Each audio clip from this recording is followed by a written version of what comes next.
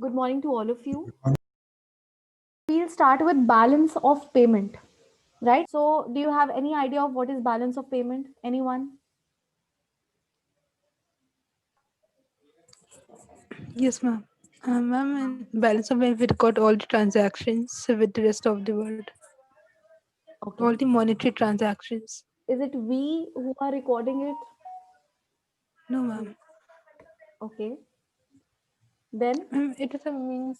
It is a statement which shows all the monetary transactions. very good. So, balance of payment is a statement where you are recording all the what you said monetary transactions, right? Very much correct.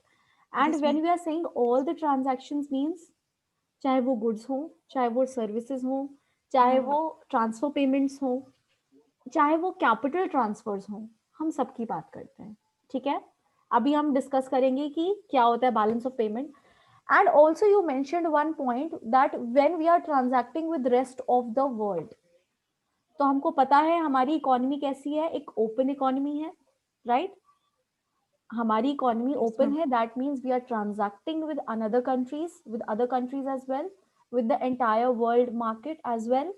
तो जब हम transactions कर रहे हैं, that means we are importing goods, we are exporting goods, and similarly we are importing and exporting services.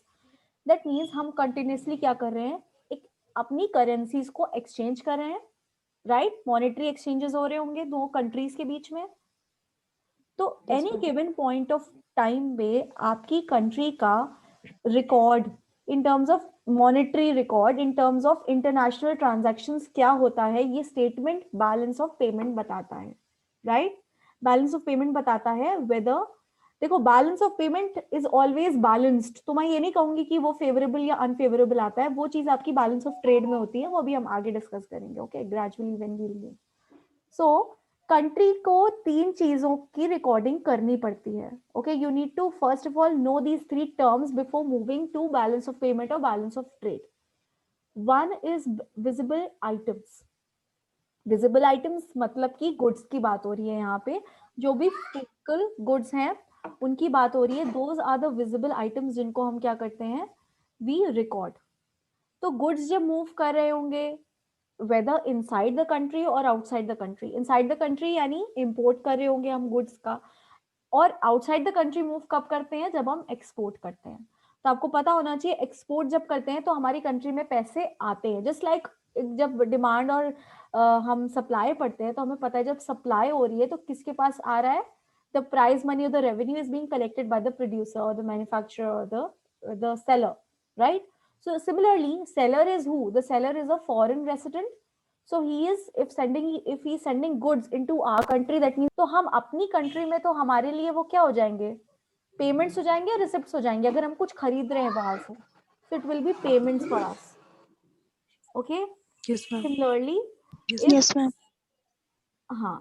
so similarly if we are going to export anything, that is we are selling from our country to another country, that means we'll receive certain payments from the other country, चाहे वो उनकी जो भी currency होगी वो अपनी currency में convert करके हमारी करेंसी में कन्वर्ट करके हमको पे करेंगे, राइट? सो वो एक्सचेंज रेट जो हमको मिलेगा एंड प्लस वो जो टोटल हमें समिशन रेवेन्यू मिलेगा ऑफ दोज गुड्स, वो गुड्स किस में आ रहे हैं, विजिबल में आ रहे हैं, चाहे वो सर्विसेज हो रही होंगी तब भी होगी, जो हमें हमको मिल रहा है वो हमें क्या, हमारे लिए होगा क्या, वो होगा हमारे लिए रिसीट, ओके? हाँ, वो हम रिसीव कर रहे हैं, दैट इज वाई वो मनी जो रिसीव कर रहे हैं इसलिए वो आपके रिसिप्ट्स में आता है, और जो पेमेंट करते हैं वो आपका पेमेंट सेक्शन में आता है। अभी जो हम देखेंगे उसकी एंट्री क्या होती है, लेकिन पहली बात है विजिबल आइटम्स होते हैं, देन इनविजिबल आइटम में क्या क्या आ जाएगा, सर्विसेज आ जाएगा आपका, ठीक है? So any services which we are you know consuming, जैसे कि यहाँ पे एग्जाम्पल में लिखा हुआ है transportation services, medical services, hospitality services, कोई भी तरीके की service which we are taking from them. मान लीजिए वहाँ का कोई सर्विस प्रोवाइडर, यानी मान लीजिए वहाँ के किसी प्रोफेसर को यहाँ इन्वाइट किया गया in order to deliver a guest lecture, ठीक है? किसी पर्टिकुलर यूनिवर्सिटी ने वहाँ के एक प्रोफेसर को इन्वाइट किया कि आप यहाँ पर आइए और एक गेस्ट लेक्चर लीजिए हमारे बच्चों के साथ। अब वो बंदा बाहर का है, वो इंसान बाहर का है, वो क्या करेगा, वो ऑब्वियसली यहाँ पे यूनिवर्सिटी जो उसको इनवाइट करी है, that university will be paying certain fee to him, right, for the services, that is for the guest lecture he will be taking. So that lecture is what? That lecture is service in our country. So he's providing a service. तो किसी भी तरीके की service, यानी कोई जब goods नहीं provide कर रहा, केवल अपनी सर्विस दे रहा है, तो उस केस में हम जो उसको पेमेंट करेंगे, that will also be a kind of payment for us, for our country, right? So ऐसे आइटम्स को यानी सर्विसेज को हम क्या बोलते हैं? इनविजिबल, बिकॉज आपको पता होगा services they are not tangible, they are not visible to the eyes, you cannot see, touch or feel them, right? Tangible, intangible, I hope आपको पता होगा, अपने accounts में पढ़ा होगा what is tangible, what is non tangible. Yes, ma'am. Yes, Okay, ma'am. okay. Yes, तो ma'am. Visible items आपको समझ में आ गया, इसमें आ जाते हैं जो कि आपको, आप देख सकते हो टैंजिबल है। इनविजिबल आइटम्स आ जाते हैं जो कि नॉन टैंजिबल है। देन थर्डली, अगर ऐसी कुछ पेमेंट्स जो कि मान लीजिए यूनिलैटरल है यानी वन साइडेड है, या अगर मान लीजिए कोई इन्वेस्टमेंट करवाया, यानी मान लीजिए यहाँ पर आके उन्होंने अपनी मैन्युफैक्चरिंग यूनिट्स खोल लिए, प्रोडक्ट्स बनाने लग गए, तो कंपनी का ओरिजिन क्या है? मान लीजिए चाइना है, या मान लीजिए यूएस है, ठीक है, यूनाइटेड स्टेट्स ऑफ अमेरिका, या यूके है, कोई भी ओरिजिन उसका होगा, लेकिन वो प्रोड्यूस कहाँ कर रहा है? इंडिया में कर रहा है। ये एक एग्जांपल मैं अभी दे रही हूँ। So capital transfer does not only mean investment in terms of FDI, it is also FPI, it is also other transfers, unilateral transfers as well. So कभी भी अगर इन्वेस्टमेंट किसी तरीके का कंट्री में हो रहा है, या हमारी कंट्री के लोग कहीं बाहर के कैपिटल में इन्वेस्ट कर रहे हैं, मान लीजिए बाहर प्रॉपर्टी ले रहे हैं या बाहर शेयर में इन्वेस्ट कर रहे हैं, so then that will be payment for us. वो माइनस में हमारा या डेबिट साइड हमारी एंट्री होनी चाहिए। सो ऐसी कोई भी ट्रांसफर या तो हमारे पास आ रहे हैं या हमारी कंट्री से जा रहे हैं, ऐसे ट्रांसफर्स को हम कैपिटल ट्रांसफर्स कहते हैं, ठीक है? तो जो भी विजिबल इनविजिबल गुड्स में नहीं आएगा वो आपके कैपिटल ट्रांसफर में ऑटोमेटिकली आ जाता है, right? So let's see one by one. पहले तो हम बैलेंस ऑफ पेमेंट समझते हैं अब क्या होता है। सो किंडल बर्जर ने डेफिनेशन दी थी बैलेंस ऑफ को भी साथ में, to support your answer, that balance of payment of a country is a systematic record of all the economic transactions between the residents of the reporting country. Reporting country यानी जो कि record या report maintain कर रही है, and this report is what? The balance of payment.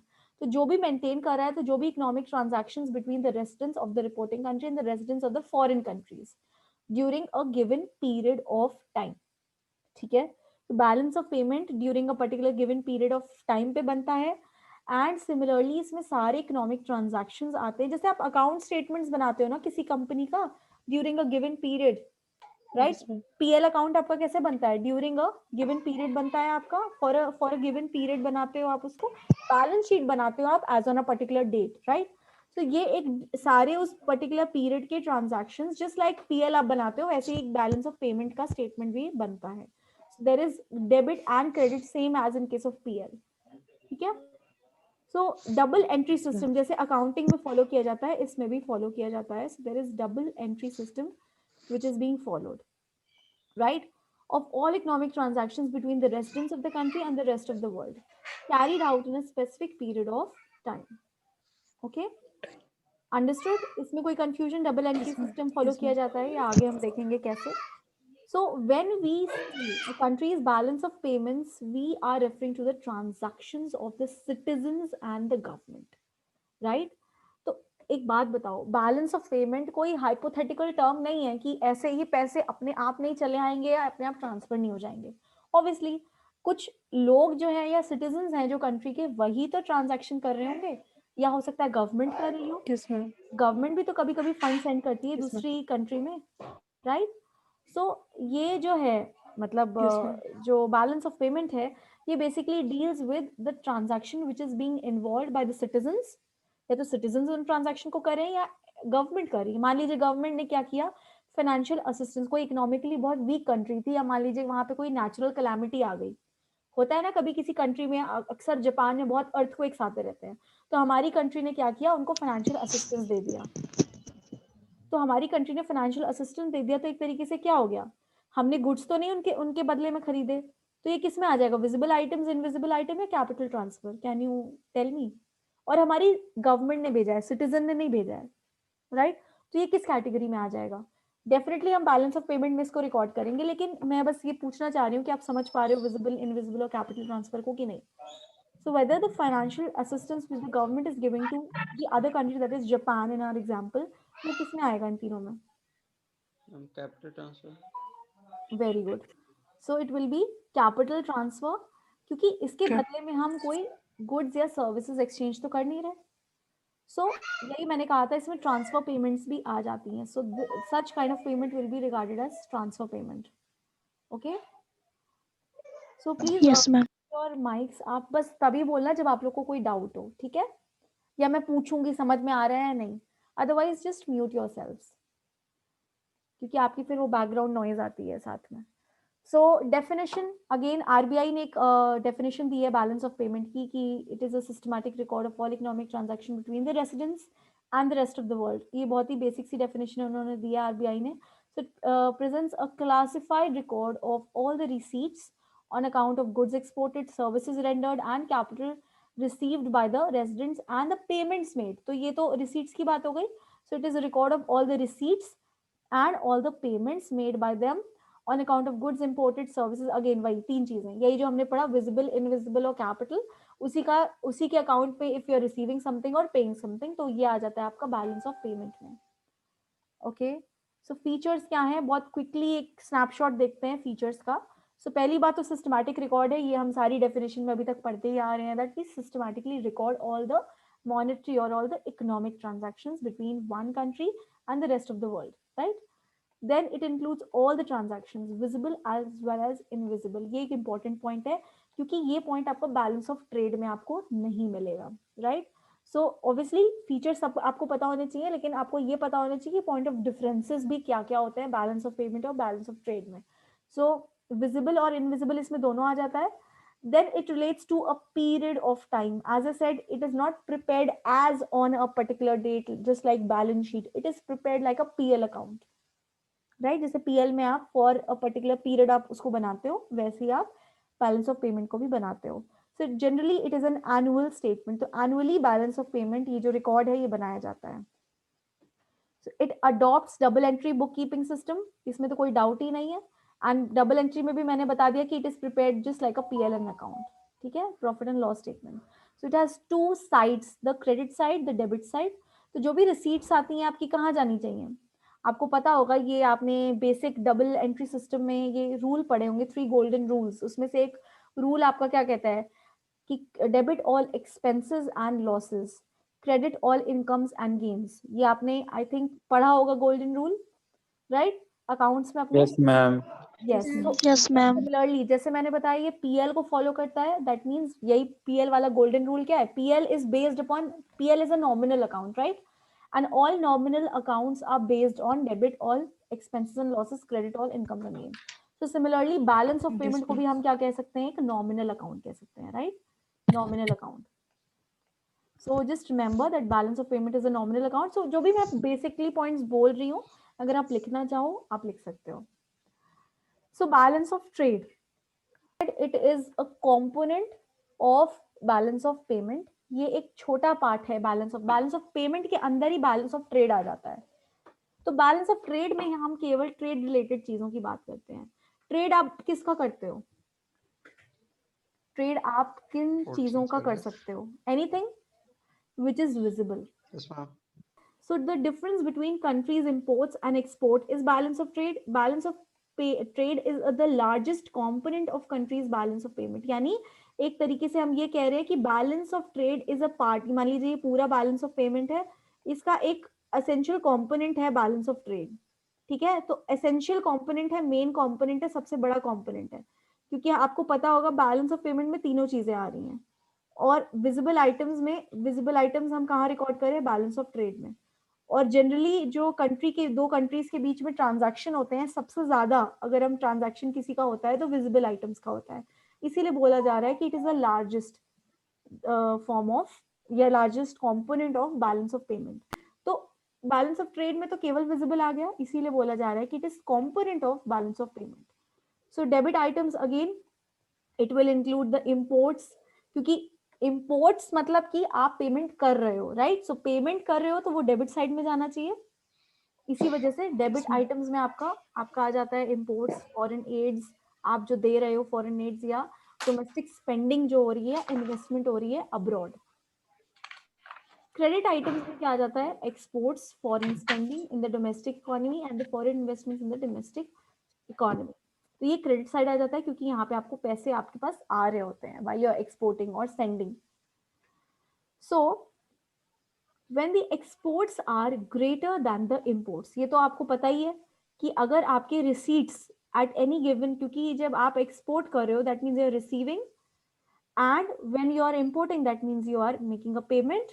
So whenever at any given point of time, ये आपने accounts में भी पढ़ा है कि आपके receipt side यानी credit side अगर if it is greater than the debit column that means you are earning a profit, that means the company is at a favorable position, ये आप हमेशा पढ़ते थे। तो बैलेंस ऑफ ट्रेड भी यही कह रहा है कि अगर आपके रिसीट ज्यादा होंगे पेमेंट से तो the balance of trade will be, the statement will be favourable. And अगर सिमिलरली इंपोर्ट ज्यादा होते हैं यानी आपके पेमेंट ज्यादा होते हैं और आपके एक्सपोर्ट्स कम होते हैं यानी आपकी जो रिसीट्स होते हैं वो कम होते हैं, सो payment is greater than the receipt, so balance of payment कैसा रहेगा, ट्रेड कैसा रहेगा? अनफेवरेबल रहेगा। ठीक है, बैलेंस ऑफ ट्रेड अनफेवरेबल या फेवरेबल की बात केवल हम बैलेंस ऑफ ट्रेड में ही करते हैं। Balance of payment at any given point of time हमेशा क्या रहता है? कांस्टेंट रहता है यानी सेम रहता है, उसका डेबिट और क्रेडिट हमेशा इक्वल रहता है। सो वहां पे फेवरेबल या अनफेवरेबल की बात नहीं आती। क्यों इक्वल रहता है हमेशा, ये अभी मैं आपको बताऊंगी। So there is a thing which is added in order to make it always equal और स्टेबलाइज्ड। तो इसी वजह से जो जो चीज ऐड होती है वो ऑफिशियली गवर्नमेंट उसको ऐड करती है, कोई अपने रिजर्व से डाल करके ऐड करती है। तो अगर कभी भी बैलेंस ऑफ पेमेंट कभी अनफेवरेबल होता है तो आपको वो रिजर्व उसमें ऐड कर दिया जाता है in order to make it equal और स्टेबलाइज्ड। तो बैलेंस ऑफ ट्रेड और पेमेंट के बीच में डिफरेंसेस देखते हैं। सो बहुत ही बेसिक डिफरेंस तो यही हो गया कि बैलेंस ऑफ पेमेंट में सारे ट्रांजैक्शंस लिए जाते हैं, whereas बैलेंस ऑफ ट्रेड में केवल ट्रेड ट्रांजैक्शंस लिए जाते हैं with the rest of the world. Okay, अगर हम इसको पॉइंट पॉइंट वाइज समझें, सो obviously it is a broad term, it is a narrow term, then it includes all the transaction, it includes only visible items, fine, then it always balances itself। यहाँ पे favourable unfavourable की कभी बात नहीं होती, automatically क्या हो जाता है? बैलेंस हो जाता है बैलेंस ऑफ पेमेंट। लेकिन बैलेंस ऑफ ट्रेड में तो ऐसा नहीं है, it will either be favourable और अनफेवरेबल। हमने डिस्कस कर लिया कि ऑलरेडी कब फेवरेबल होगा, जब हमारी रिसीट्स जो होंगी पेमेंट से ज्यादा होंगी एंड वाइस वर्सा।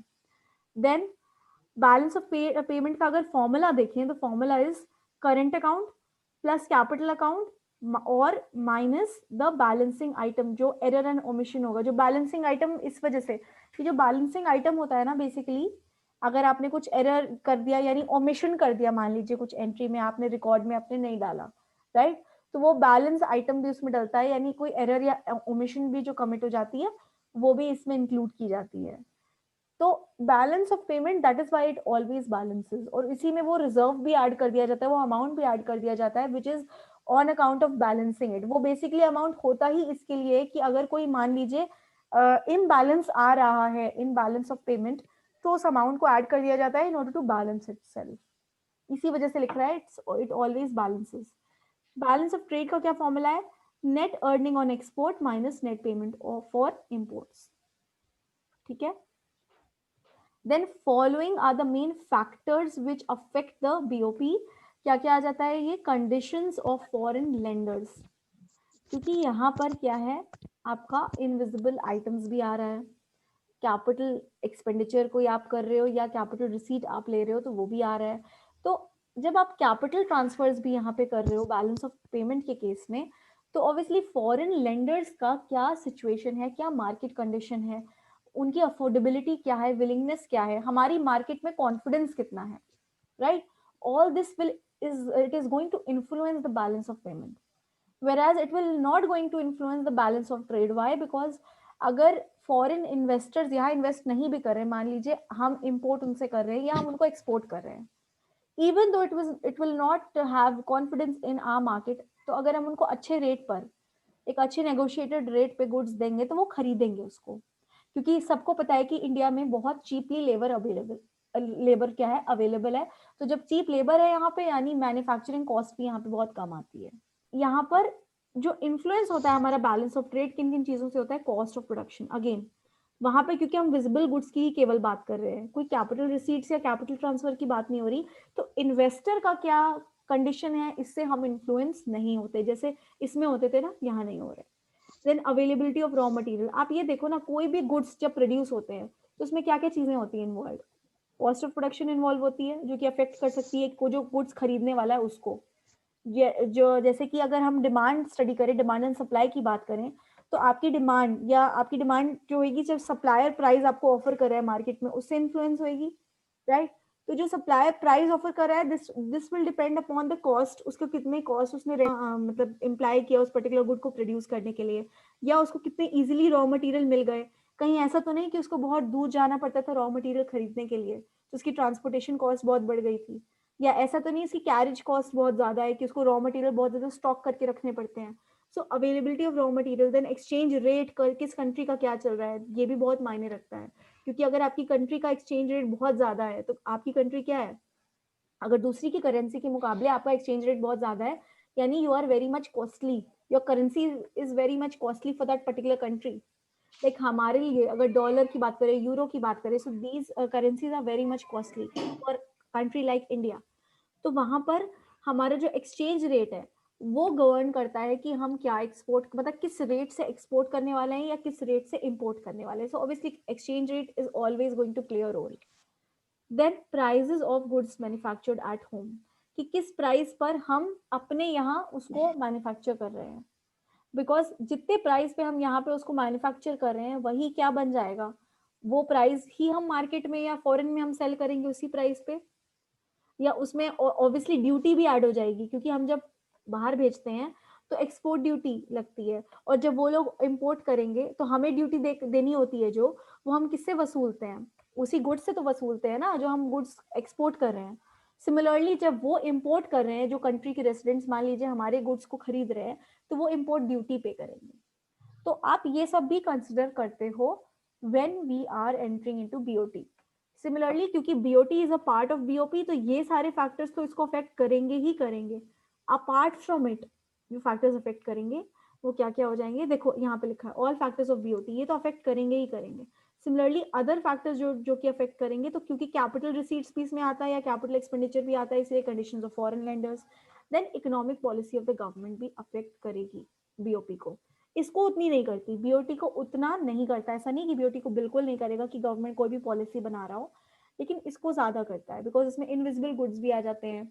देन इसमें केवल बीओटी नहीं आता है, इसमें और भी कई कैपिटल ट्रांसफर्स आ जाते हैं, और capital transfer mainly generally residents तो करते हैं, साथ साथ गवर्नमेंट भी करती है। So it will all depend upon the policy, the trade policy, the political policies of the government. तो उस पर भी बहुत ज्यादा डिपेंड करता है बीओपी। तो ये अगर पॉइंट ऑफ डिफरेंसेस आप समझ गए तो हम आगे बढ़े। अंडरस्टूड? मैम हाँ जी। Yes, ma'am. मैम बीओपी का मैम जो फोर्थ पॉइंट है मैम वो एक बार और रिवाइज कर दीजिए। बीओपी का फोर्थ पॉइंट, ओके। बीओपी का fourth yes point. Yes yes. तो देखो, करेंट अकाउंट, कैपिटल अकाउंट, ये दो तरीके के अकाउंट बनाए जाते हैं जब हम बैलेंस ऑफ पेमेंट को बनाते हैं, ठीक है। तो यहाँ पर बैलेंस ऑफ ट्रेड में ऐसे दो अकाउंट्स नहीं बनते। आपने कभी अकाउंट्स में पढ़ा हो current account, capital account, I hope आपको ये दोनों के बीच में डिफरेंसेस पता है, ठीक है। Yes, तो ma'am. करेंट अकाउंट में बेसिकली वो नेचर के ट्रांजैक्शंस आ जाते हैं करेंट अकाउंट में, जो कि रेवेन्यू, जिसमें सारे रेवेन्यू रिसीट्स या रेवेन्यू एक्सपेंडिचर आ जाते हैं। और कैपिटल में वो आ जाते हैं जब हम एसेट्स की बात कर रहे हैं, ठीक है। तो जो भी बड़ी बड़ी इन्वेस्टमेंट्स हो जाएंगी या आपकी जो फाइनेंशियल असिस्टेंस, जो यूनिलैटरल पेमेंट आ जाएगी, वो कैपिटल अकाउंट में आ जाएगी। सिमिलरली अगर कोई हमारी कंट्री में इन्वेस्ट कर रहा है, तो वो हमारे लिए तो वो इन्वेस्टमेंट हो गई, राइट। तो वो हम क्या करेंगे, ऐड करेंगे, हम अपने कैपिटल अकाउंट में क्रेडिट साइड में लिखेंगे। सिमिलरली अगर हम किसी दूसरी कंट्री में इन्वेस्ट कर रहे हैं, तो हम कैपिटल अकाउंट के डेबिट साइड में लिखेंगे। सिमिलरली अगर कोई रेवेन्यू एक्सपेंडिचर है, मान लीजिए हम गुड्स खरीद रहे हैं, तो खरीद रहे हैं यानी हम इंपोर्ट कर रहे हैं, तो हम अपने डेबिट साइड में उसको मेंशन करेंगे इन द करेंट अकाउंट, ठीक है। तो इसीलिए current account plus capital account, और उसमें क्या हो जाता है, कोई भी मान लीजिए ओमिशन एंट्री ओमिटेड हो जाती है, कई एंट्रीज होती हैं जो हमने रिकॉर्ड में नहीं लाई जब हम बैलेंस ऑफ पेमेंट की रिकॉर्डिंग कर रहे थे। तो वो जो ओमिटेड एंट्रीज हैं, आप अपने ट्रायल बैलेंस को भी आपने पढ़ा होगा कि अगर ट्रायल बैलेंस कभी बैलेंस नहीं करता, कोई एरर एंड ओमिशन हो जाती है, तो आप क्या करते हो उसके बाद, फाइंड आउट करते हो उन एरर्स और ओमिशंस को, उसके बाद उसको ऐड करते हो, सब्ट्रैक्ट करते हो, सो दैट आपका ट्रायल बैलेंस क्या करे, मैच करे। क्योंकि अगर ट्रायल बैलेंस आपका मैच नहीं करेगा, that means you are missing और omitting, you have made an any particular error या मेड एनी पर्टिकुलर ओमिशन। तो वो सारे error of commission, error of omission आपने आई होप पढ़ा होगा अकाउंट्स में, तो वो सारी एंट्रीज यहाँ पे आ जाती हैं, एरर्स एंड ओमिशंस में आ जाती हैं। ठीक है, अभी माइनस बैलेंसिंग आइटम लाइक, नहीं, माइनस का मतलब ये है कि माइनस या प्लस की यहाँ पे बात नहीं हो रही थी। देखो, कैपिटल अकाउंट या करेंट अकाउंट, ये तो ये आपका कैपिटल अकाउंट था प्लस ये करेंट अकाउंट है, हाँ ठीक है, मैम ये हो ये गया। दोनों ऐड हो गए। उसके बाद Yes, कोई ma'am. भी बैलेंस है, अगर बैलेंस मान लीजिए ओमिशन जो हुई है वो ज्यादा हुई है, यानी आपने ओमिट की थी एंट्रीज, कुछ एंट्रीज इसमें आनी चाहिए थी, आपने नहीं लिखी थी, राइट, तो वो ऐड हो जाएंगी। यहाँ पे माइनस नहीं, इट शुड बी माइनस और प्लस, जो बैलेंसिंग अमाउंट है। आई थिंक इसी से आपको कंफ्यूजन हो रही थी। Okay, so it is the remaining amount which you have Yes, either omitted okay, ma'am. or you made any error, तो वो या तो ऐड होगा या सब्ट्रैक्ट होगा अकॉर्डिंगली। ठीक है, तो ये होता Yes, है ma'am. Yes, ma'am. Balance of payment का फॉर्मूला आपका। सो आपको बस फॉर्मूला याद रखना है, आपको ये याद रखने, डिफरेंसेस याद रखने हैं, देन होता क्या है, फीचर्स क्या है, ये याद रखना है। देन इम्पोर्टेंस, बहुत जल्दी इम्पोर्टेंस देख लेते हैं। देन आई थिंक सबसे पहला क्या है कि it records all the transaction that create demand for and supply of a currency. सारे ट्रांजैक्शंस आ जाते हैं, ये तो हम अभी तक पढ़ते ही आ रहे हैं कि it consist of all the transactions. Then जज economic and financial status of country in the short term. किसी भी कंट्री का, जैसे जैसे किसी भी कंपनी का पीएल अकाउंट आपको क्या बता देता है कि उसका एग्जैक्टली उस पीरियड ऑफ टाइम में उसका स्टेटस क्या था, या इकोनॉमिकली कितनी वो साउंड है वो कंपनी। सिमिलरली किसी कंट्री का बैलेंस ऑफ पेमेंट बता देता है कि वो कितनी इकोनॉमिकली एंड फाइनेंशियली उसका स्टेटस क्या है, कितनी साउंड है वो country in the short term, right, in the short term, क्योंकि हम एनुअली प्रिपेयर करते हैं बीओपी को। देन बीओपी में confirm trend in the countries international trade, तो ट्रेंड बता देता है कि एग्जैक्टली क्या ट्रेंड चल रहा है, क्या फ्लो ऑफ करेंसी चल रही है, क्या रेट रखना चाहिए। कहीं ना कहीं ये रेट ऑफ करेंसी यानी एक्सचेंज रेट को भी इन्फ्लुएंस करता है। सो दिस में इंडिकेट चेंज और रिवर्सल इन द ट्रेंड।